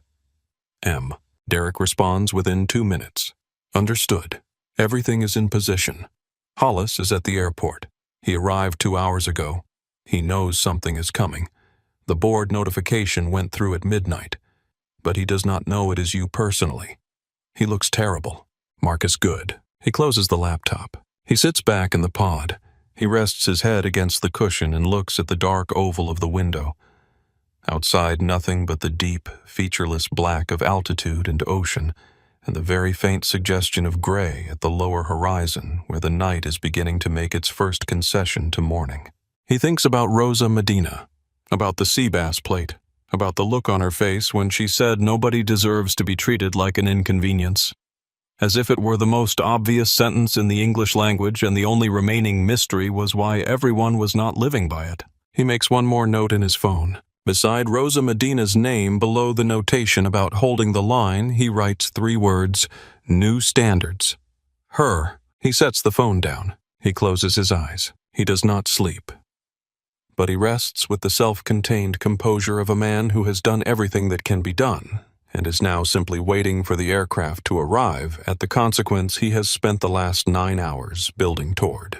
The Atlantic moves beneath them. The engines hold their note. 4 hours to Heathrow, 6.5 hours into the flight. Diane is in the forward galley reviewing the meal service completion logs on her tablet when the interphone on the galley wall buzzes. The caller ID reads FLTDK, Flight Deck. She picks it up on the second ring. Hartley. This is Captain Ashby. His voice has the measured, unhurried quality of a man who delivers information the same way, regardless of its content. I have just received a priority message from TransArc Corporate Operations. We are being instructed to hold all passengers on board upon arrival at Heathrow. Gate 14, Terminal 3. A corporate executive team is boarding the aircraft immediately upon parking to meet a VIP passenger. I need the forward cabin pristine and all cabin crew assembled. I need to know if you have any idea who the VIP might be. Diane's heart rate responds before her brain does. Corporate executive team, meeting the plane. Gate 14. She runs through the first class manifest in her head. 14 passengers in the forward cabin. Business travelers, a retired couple, a filmmaker with a camera, and Preston Wolfe, managing director at Callaway Capital, who has been on this route 14 times in the past 3 years, and who told her at check-in that his firm was working on a significant European financing arrangement. Of course, it has to be him. Captain, it must be Preston Wolfe in seat 2B. He is a managing director at a major firm. He has been very particular about his requirements this flight. The kind of particular that comes from someone who knows they are important. His firm must be handling the TransArc acquisition financing. A pause. Copy that. Just keep everything smooth and keep the cabin together when we park. Of course. She hangs up. She stands in the galley for a moment. And then something happens that Diane Hartley has not experienced often in her career. Genuine, uncomplicated joy. The pure, electric joy of a woman who can see exactly how the next 2 hours are going to reshape her future. If she is the flight attendant who handled the VIP that the CEO of the airline flew to Heathrow to personally meet, if she is the one who secured his comfort, who remembered his preferences, who delivered exactly the service that a man of Preston Wolfe's caliber would report back to corporate, her career does not merely continue. It accelerates. She checks her reflection in the galley surface, touches a strand of hair that does not need touching, smooths the front of her uniform. She walks out of the galley with the specific confidence of a woman who has decided what is about to happen. She goes directly to 2B. Preston has been awake for the past 40 minutes, nursing the last of his wine and flipping through his tablet with the restless energy of a man counting down to something. Diane crouches beside his pod with the warmth of a woman making good on a promise she made to herself. Mr. Wolfe, I have just received word from the flight deck. We have a very special arrival protocol arranged at Heathrow. Everything has been prepared for you. I will personally escort you to the door the moment we park. Preston looks at her. Then he reaches up and straightens his collar, a reflex so automatic it barely registers as a gesture, and sits up fractionally straighter. Well, he clears his throat. About time the airline recognized its most valuable assets. Make sure my driver receives the updated arrival time. I've already sent the notification, Diane says. We will have you off first. She straightens. She is smiling with a warmth that is real for the first time tonight. Not performed warmth, not professional warmth, but the warmth of a woman who believes she is about to step into a version of her career she has been working toward for 4 years. As she straightens, her gaze moves across the aisle. Marcus is repacking his duffel. He is moving with quiet, unhurried efficiency. His laptop goes in, then his notes, then the jacket he removed during the flight folded without ceremony and placed on top. He is behaving like a man who knows exactly how much time is remaining and has already decided how he wants to arrive. The wine stain on his sleeve is dark and dry. Diane looks at it. She looks at him, and then she leans slightly toward 2A. Mr. Ellison, when we land, I will need you to remain in your seat until Mr. Wolfe and the priority passengers have cleared the aisle. We have executive leadership meeting the aircraft, and we need the pathways clear. Marcus pauses in the act of packing. He looks up at her. He holds her gaze for a moment. His expression does not change into anger or into satisfaction. It simply settles, like something coming to rest after a long movement. And then he smiles. It is a slow smile, not warm exactly, not cold, something between them. The smile of a man who has just been given a final piece of evidence he did not know he was still collecting, and who finds it in its completeness genuinely almost funny. I completely understand, Diane, he says. I would not dream of getting in the way of executive leadership. He sets his duffel on the floor beside his pod. In fact, I am very much looking forward to seeing them. Diane rolls her eyes. Just barely. Stay in your seat, sir. She walks away. She does not see Rosa Medina standing at the mid-cabin partition. Rosa, who has been watching since the moment Diane crouched beside Preston's pod with that particular warmth. Rosa, who has been watching Marcus throughout the flight with the growing conviction of someone putting together a picture from its edges inward. Rosa looks at Marcus across the length of the cabin. Marcus meets her eyes. He gives the smallest possible nod. Barely a movement of his head, more a shift in attention, the confirmation of something between two people who understand something together. Rosa turns back to her cart. She is completely still for a moment. Then she takes a very slow, quiet breath, and she goes back to work. The English coastline appears through the window at 5:47 a.m. local time. It materializes out of the gray-black pre-dawn like something earned. The pale, irregular line of cliffs emerging from below the cloud layer, and then the darker geometry of land stretching inland, the first lights of the southern English coast showing in clusters and threads. Marcus watches it through the oval window with the attentiveness he gives to things that matter. The aircraft tilts gently into its initial descent. The engines pitch down a register. The altitude numbers on the moving map begin their long descent from 37,000 to 0. Marcus takes his phone off airplane mode. The messages arrive in a cascade. From Derek. All teams in position. Gate 14T3. Corporate security confirmed. Garrett Hollis is in the building. He arrived at 4 a.m. He knows today is the end. The board notification was unambiguous, but he does not know you were on the flight. He will know in approximately 45 minutes. He looks like a man who has spent the night making peace with something. From Nia. The online thread is now at 62,000 upvotes. The live stream has 31,000 concurrent viewers as of 5 minutes ago. Multiple news outlets have picked up the clip. You are the story before you land. The framing is almost entirely sympathetic. People are asking who the man in the olive jacket is. From his general counsel, termination packages signed and executed. Hollis Hartley and Wolf Diamond revocation all prepared. Legal team standing by for your instruction upon landing. Marcus reads each message. He replies to each with the economy of a man who communicates in the precise minimum. To Derek Good, hold position until I'm off the bridge. To Nia, let it run. No statement until after. To counsel, confirmed. Everything proceeds as designed. He pockets the phone. In the cockpit, Captain Tom Ashby receives the confirmed hold order and reads it twice with the expression of a man encountering a protocol he has heard about but never executed. He makes the PA announcement with the measured professionalism of someone who is going to do his job exactly right, regardless of what he does not yet understand about the circumstances. Ladies and gentlemen, welcome to London Heathrow. Local time is 5:51 a.m. We have been instructed by corporate operations to hold all passengers on board briefly upon arrival. Please remain in your seats with seatbelts fastened. The forward door will be opened shortly for a specialized boarding party. We appreciate your patience. The cabin stirs. Confused murmurs run through the rows. Preston Wolfe straightens his tie. He adjusts his cuffs. He glances across the aisle at Marcus with the triumphant, slightly patronizing expression of a man who is about to be confirmed in everything he has assumed about the order of things. See that, Preston says. When you manage 9-figure portfolios, they do not make you queue through customs like everyone else. The ceremony comes to you. He looks at Marcus's wine-stained sleeve, then at his own immaculate suit.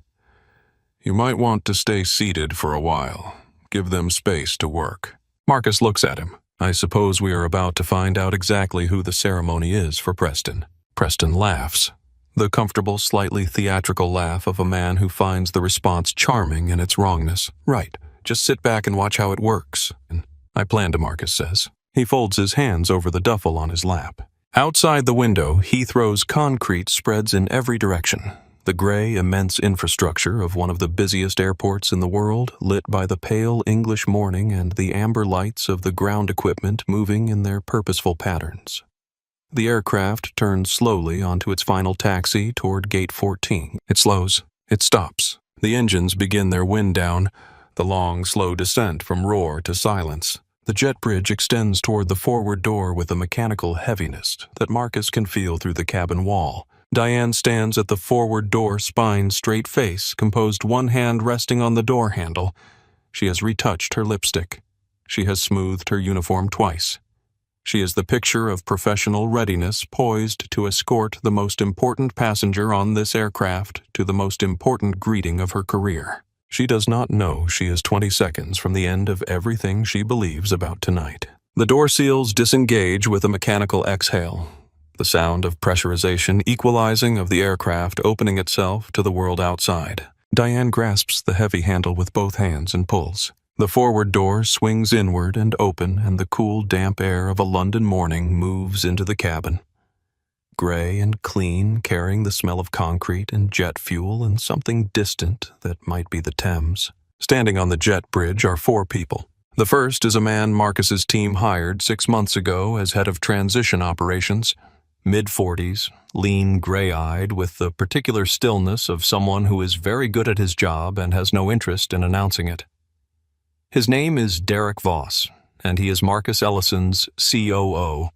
He is wearing a charcoal overcoat over a dark suit, and he is carrying nothing except a thin leather folder and an expression of absolute authority that he wears with the ease of something that has never been performed. Behind him stand 2 corporate security officers in dark suits, who have the body language of people who are here to be present rather than to be needed.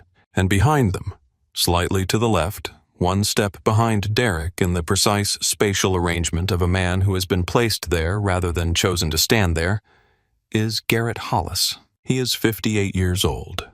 He has been the CEO of Transarc Airlines for 11 years. He was, until 14 hours ago, the most powerful person in this company.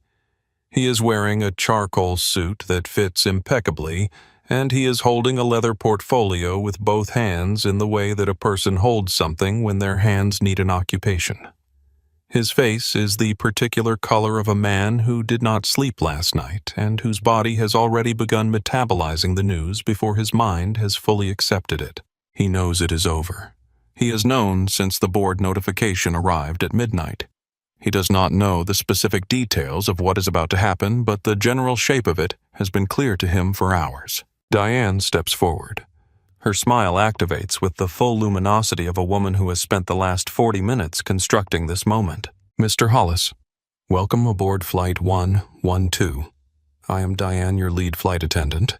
I received the captain's message and the cabin is fully prepared. I have Mr. Wolf ready for you. He is in 2B right this.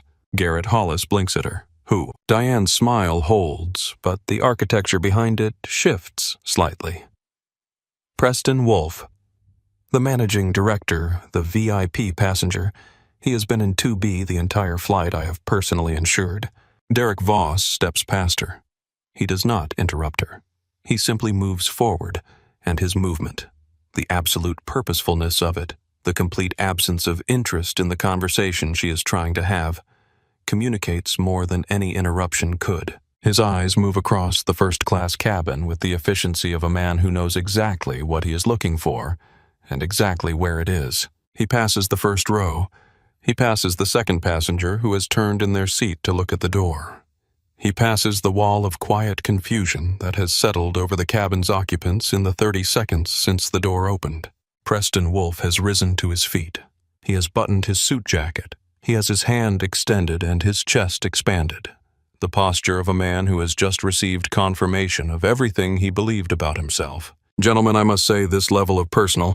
Derek walks past him. He does not slow. He does not look at Preston. He does not acknowledge him in any way. Not with dismissal, not with apology, simply with the complete indifference of a man for whom Preston Wolf is scenery.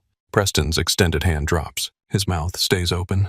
Derek stops at row 2. He looks down at the man in the olive canvas jacket. The dark jeans with the old paint scuff near the knee. The boots that have walked across factory floors and construction sites and the marble lobbies of 3 continents. The wine stain on the sleeve of a white thermal shirt that is now 3 hours old and permanent. And Derek Voss, COO of a global holding company with 11 figures under management, whose job it is to execute the decisions of one of the most consequential private investors in the aviation industry, looks at this man and his entire professional bearing undergoes a transformation that is the opposite of every transformation Diane has made tonight. The authority he carries, instead of being deployed against the person in front of him, is deployed in deference to them. He speaks clearly. His voice carries to every pod in the forward cabin without effort. "Mr. Ellison, welcome to London. The acquisition paperwork was filed with the SEC and the UK Financial Conduct Authority 4 hours ago. Transarc Airlines is officially yours." The silence that follows is absolute. It lasts approximately 4 seconds. 4 seconds of a silence so complete that the ambient sounds of the cabin, the low hum of the air recycling system, the distant sound of ground equipment outside, register with a clarity they did not have before, as if the silence has made the world more audible. Then it detonates. Not loudly, not in the way of an explosion, more in the way of a truth that has been held under pressure for the duration of a very long flight finally releasing. Preston Wolfe sits down. He does not choose to sit. His legs make the decision independently of whatever Preston's will is doing, because the floor has become, in the space of one sentence, a different kind of floor, one that requires a different kind of standing than he currently possesses. He sinks into 2B. The color moves out of his face in a visible progression, from his forehead downward like a tide retreating, leaving him the ashen blank shade of a man who is processing the full 9-hour inventory of everything he has said and done tonight against this single, irreversible fact. The man across the aisle owns the airline. He owns the plane they are sitting on. He owns the lounge where Preston made the maintenance worker comment. He owns the route, the cabin, the seat, the crystal glass that was used to pour his complimentary Bordeaux. In the forward galley doorway, Diane Hartley has not moved. She is standing with one hand on the galley curtain and the other flat against the bulkhead wall, and her face is doing something it has not done in the entire 9-hour flight. It is doing nothing.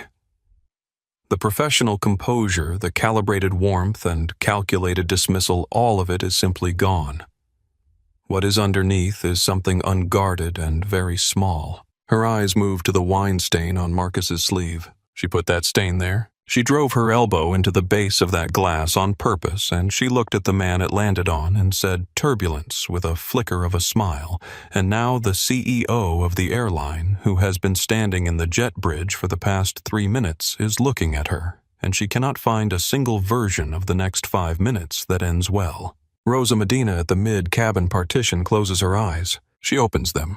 She is not surprised. Behind her in rows 5 and 6, Tobias Grant's live stream counter reads 41,000. Then 44,000. Then 47,000. The number is climbing faster than he has ever seen any live counter climb. Priya has already sent the update to her editor. She types 4 words in the online thread. His name is Ellison.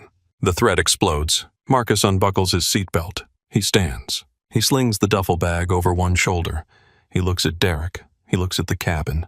He straightens, not performing it, not making a moment of it, simply rising to his full height with the ease of someone for whom this is the natural state, and the 9 hours of deliberate stillness were the performance. "Thank you, Derek," he says, and he steps into the aisle. Marcus walks toward the forward door. He moves at his own pace, which is the same pace he has moved at since he walked through the entrance of the first-class lounge 9 hours and 37 minutes ago. Unhurried, even the pace of a man who stopped being in a hurry the day he understood that patience was not the absence of speed, but the mastery of timing. He passes row 4, the older couple. The ones who exchanged glances in the lounge are sitting very still, watching him the way people watch something they are going to describe to others for years. He passes row 3, the woman who stopped turning her magazine pages when Diane redirected him. She is looking at him with an expression that is composed of several things at once, including something that might be apology. He passes Tobias, whose camera is running, and Priya, who has stopped typing and is simply watching. He reaches the forward section. Garrett Hollis is standing in the jet bridge doorway, and Marcus stops in front of him. Garrett is holding the leather portfolio with both hands. The portfolio trembles slightly. Garrett opens his mouth. "Marcus, Mr. Ellison, we had no idea you were on the aircraft. If I had known, if anyone had known, we would have arranged."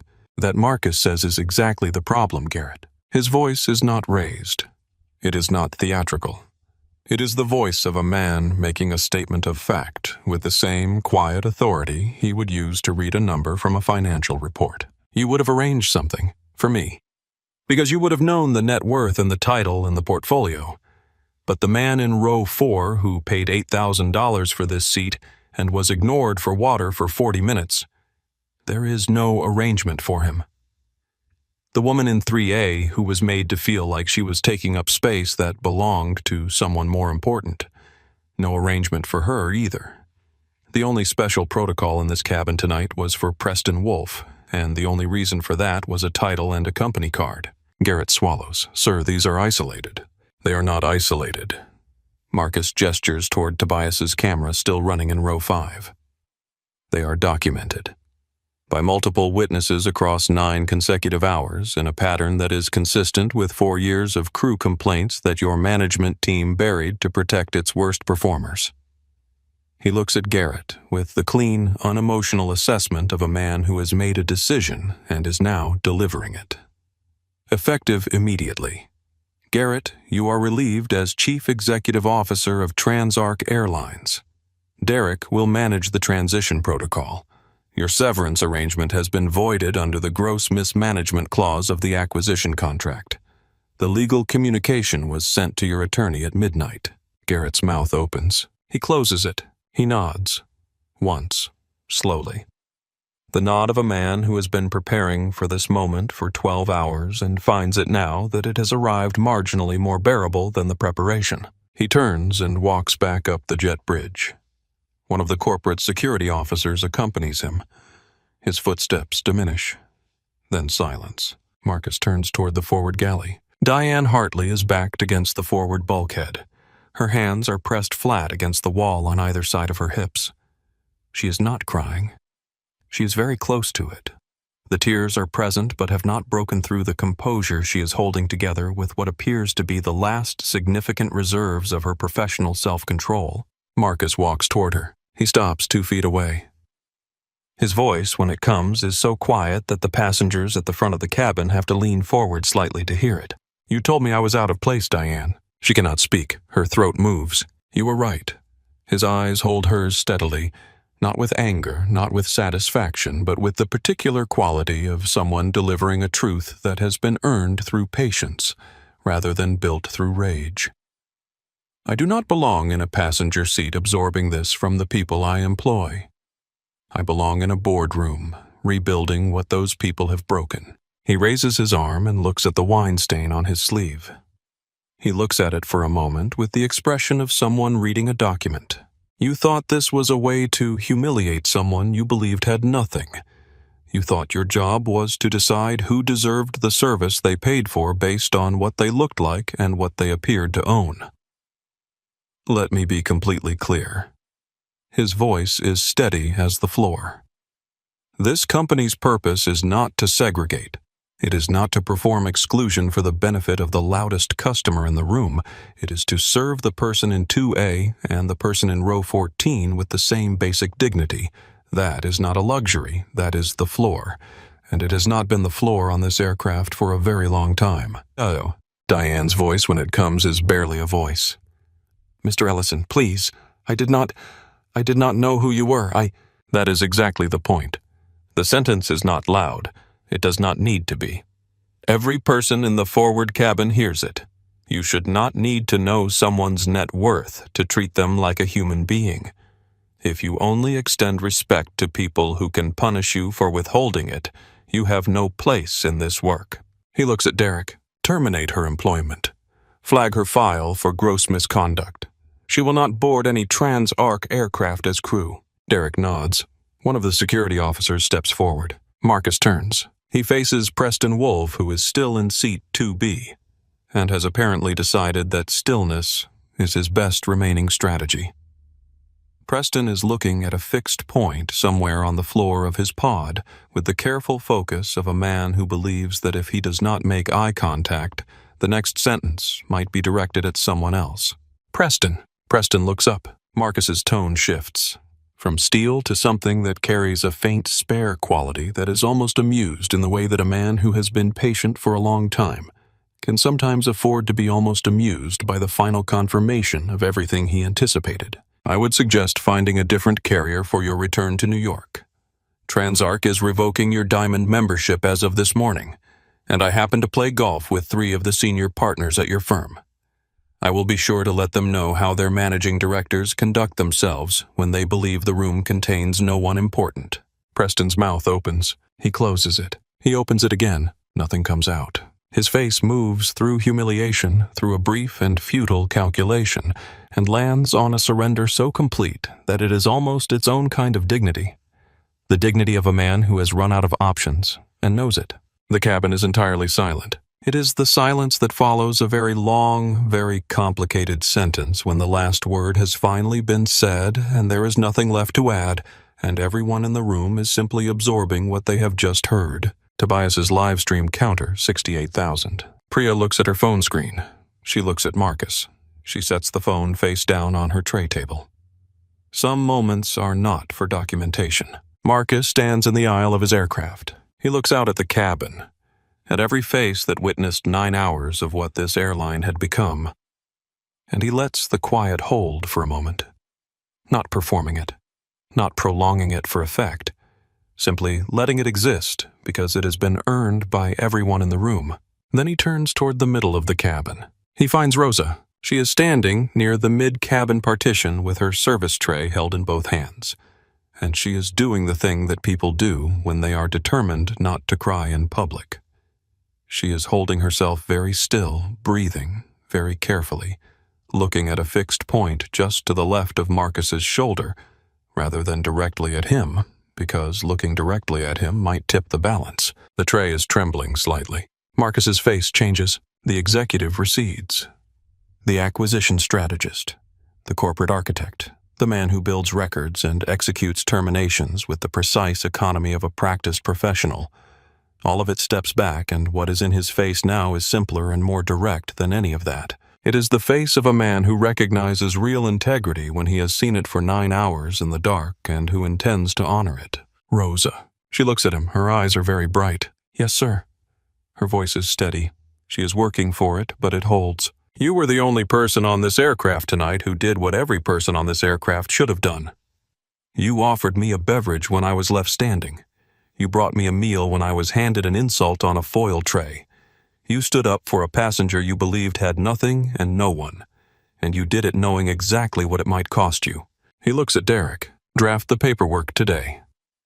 Rosa Medina is no longer a junior flight attendant. As of this morning, she is Transarc's new regional director of in-flight training and standards. She will develop the new service curriculum from the ground up. She begins her new role from London. She flies back to New York tomorrow. He pauses. First class. Rosa's hand moves to her mouth. The tray in her other hand is gripped very carefully. Her eyes spill. Just slightly, just for a moment, just enough to be real. Before she blinks it back and lifts her chin with the composure of someone who is going to keep it together no matter what, because she is still on duty, and that has always been the point. The cabin applauds. Not all at once. Not in the coordinated wave of a performance. It begins with the older man in row 1 who put down his newspaper in the lounge and spreads, seat by seat, genuinely the way real things spread, until the forward cabin is full of the sound of people who watched something true happen and want to mark it. Marcus allows a moment. Then, this was not just about a seat. This was about every person who paid for dignity and was handed something less and told to be grateful. It ends here. Reform starts from the door. He adjusts the strap of his duffel. He looks at the wine stain on his sleeve one final time. He steps off his aircraft. The sound of Marcus's footsteps on the jet bridge fades. The cabin remains completely still for a moment. The collective stillness of a group of people processing something that will take longer than a moment to fully absorb. Then it begins to move. Preston Wolfe collects his briefcase from the overhead. He does this carefully with the minimal movements of a man who has decided that compactness is his best available posture. He straightens his jacket. He moves toward the forward door without making eye contact with anyone. At the end of row 3, the older man, the one from row 1 who put down his newspaper in the lounge and who has not said a single word during the entire 9-hour flight, is standing in the aisle with his carry-on bag. He is not moving, not blocking, not protesting, simply standing in the aisle with the unhurried presence of someone who is in no rush to make room. Preston reaches him. He stops. "Excuse me," Preston says. His voice is different now. Not the volume it has been for 9 hours, not the performance. Just 2 quiet words from a man who has run out of the energy required to be the person he was 3 minutes ago. The older man looks at him for a moment, then steps aside 1 step, just enough. Preston passes. He walks off the aircraft without looking back. No one watches him go. Diane is escorted out of the galley by the corporate security officer. Not with force, not with drama, simply with the irreversible forward motion of consequence in action.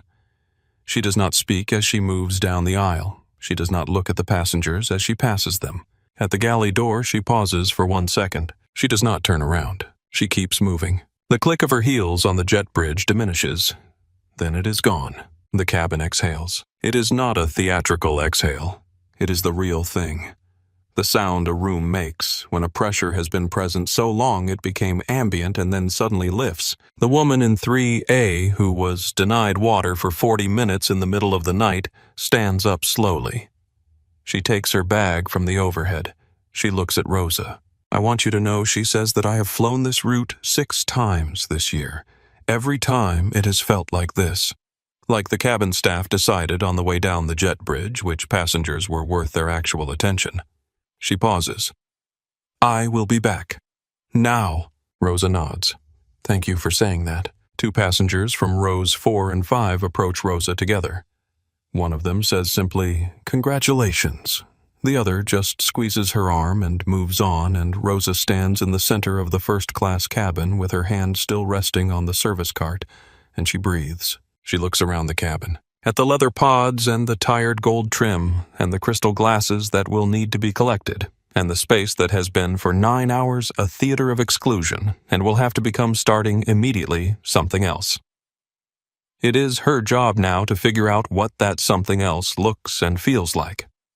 She does not feel daunted by this. She has been thinking about it in some form for the 3 years she has spent watching the wrong version of this job. Tobias Grant ends his live stream. His final words to camera are not dramatic. He looks into the lens for a moment and then he says, "Whatever you think you know about who belongs somewhere, remember this flight." He closes the camera. Beside him, Priya is already writing. Not a social post, an article. The real one. The cabin empties slowly in the gray London morning light that comes through the oval windows at an angle that makes everything look both tired and new. Rosa is the last crew member in the cabin. She stands at the forward door as the final passengers file through, and she does what she has always done, which is to be present for each person who passes her. A nod, a word, a moment of genuine acknowledgement that they have arrived and she saw them. The older couple from row 4 are the last passengers through.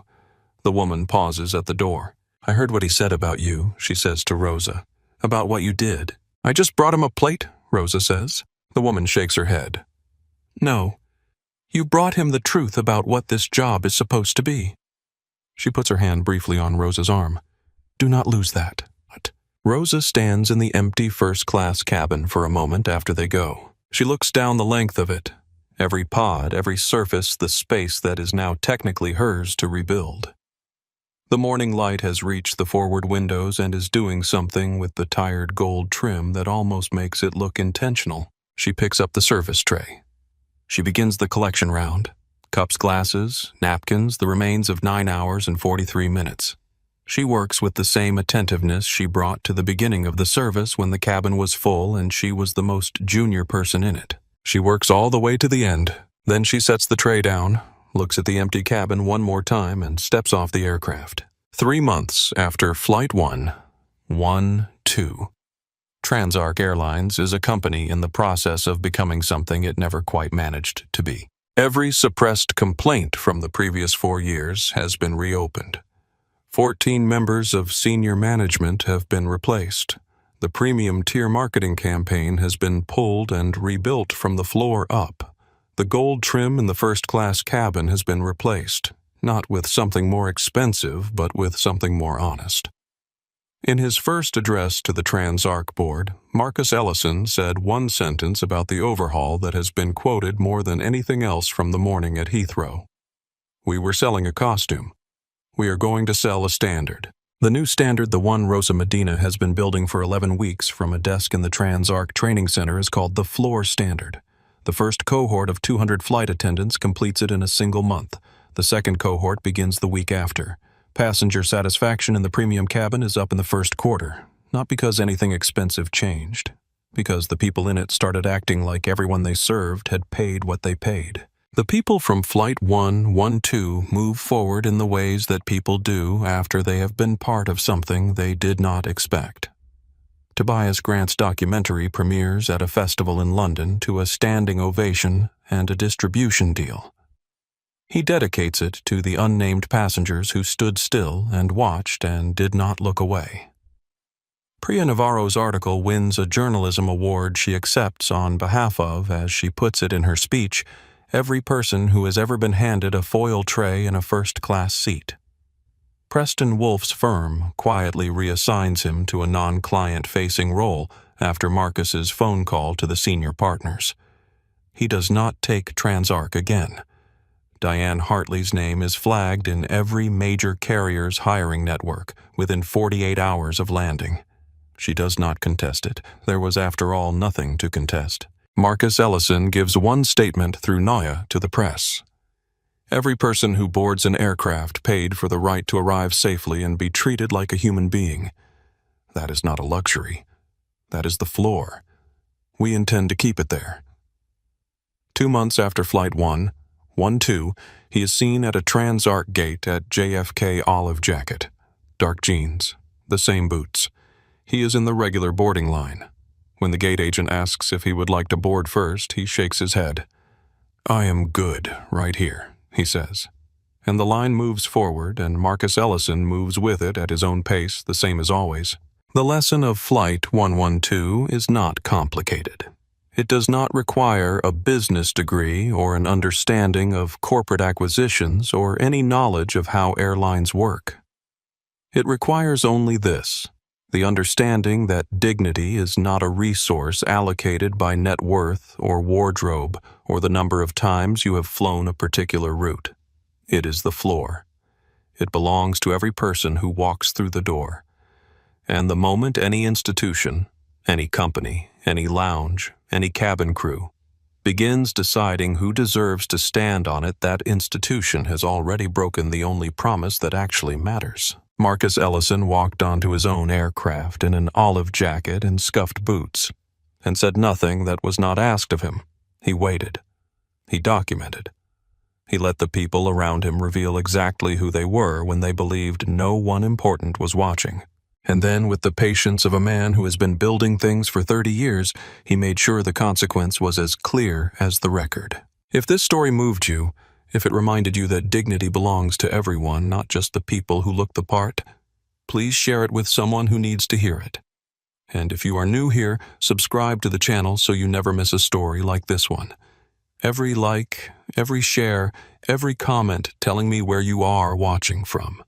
It means the world, and it helps more people find these stories. Thank you for watching. Thank you for listening. And remember, you never truly know who is standing in front of you.